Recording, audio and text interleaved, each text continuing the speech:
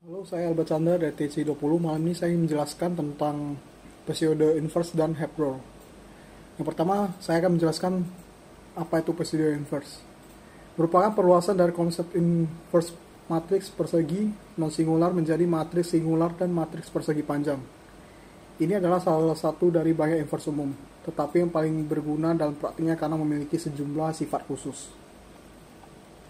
Berikutnya, periode inverse pertama kali diperkenalkan oleh Eliakim Murray pada tahun 1920, ditemukan secara independen oleh Roger Penrose pada tahun 1995. Untuk informasi lebih lanjut tentang periode inverse, lihat misalnya Ben Israel dan Greville pada tahun 2003 dan atau Campbell Mayer pada tahun 2019.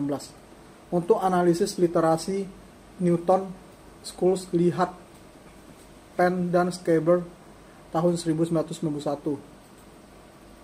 Pertama, Adi Ben Israel dan Thomas Greville, Generalist Inverse, Theory and Application, edisi kedua, Springer Verlag, New York 2003. Yang kedua, Stephen Campbell dan Carl Mayer, Generalist Inverse of Linear Transformation, Society for Industrial and Applied Mathematics, Philadelphia, PA, USA 2019. Awalnya diterbitkan oleh Pittman pada tahun 1979.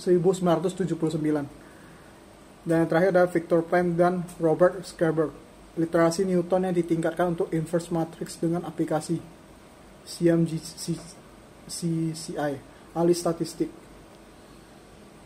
Berikutnya saya menjelaskan tentang Hep rule. Algoritma Hep rule merupakan algoritma pembelajaran pada jaringan saraf tier 1.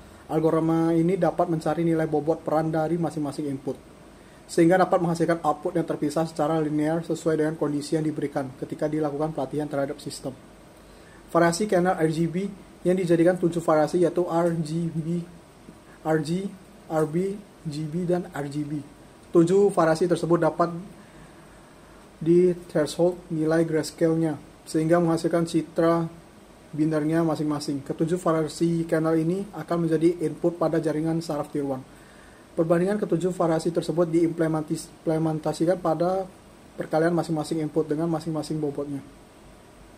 Algoritma Hep rule dan algoritma dapat digunakan pada pelatihan untuk menghasilkan bobot yang akan menentukan peranan dari masing-masing input variasi kanal RGB pada segmentasi citra untuk menentukan warna yang akan dianggap objek dan warna yang dianggap luar belakang. Perbedaan dari kedua algoritma training ini adalah pada rumus pencarian bobot baru. Dengan perbedaan tersebut menghasilkan perbedaan bobot dan waktu literasi yang Aturan Hep adalah metode paling umum dan sederhana untuk menentukan bobot pada Associative Memory Neural Net. Hep dapat digunakan pada pola dengan baik yang ditujukan dengan vektor bipolar. Kita mengulangi algoritma di sini untuk mentraining vektor input dan output.